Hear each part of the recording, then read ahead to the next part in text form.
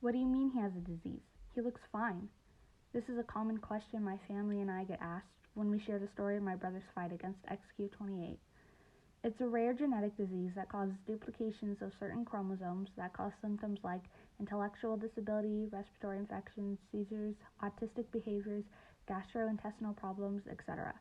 Since before he was born, he had the odds stacked against him, and he managed to make it, even through his traumatic birth. At the time, we expected there to be some developmental problems because of his premature birth, but nothing could have prepared us for the terrifying struggles that were ahead. As expected, he developed slower than what was considered normal infant growth. However, he didn't act like a normal baby. He didn't like to sleep, eat baby food, and when it came down to eating in general, he had very little. By then, we knew something was wrong. We went to doctors and did test after test, whether that be an echo, blood test, or colonoscopy. It seemed as though each piece of information that we learned all belonged to different puzzles. The doctors, having no answer, tried to just give us medicine in hopes of solving the problems.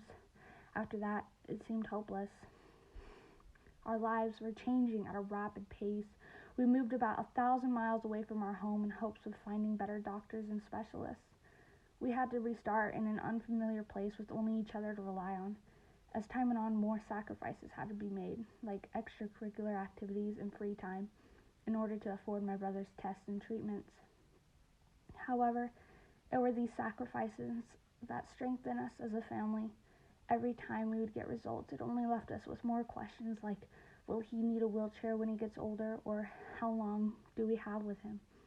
With the strength of our family, we were able to get through these hard times and keep fighting.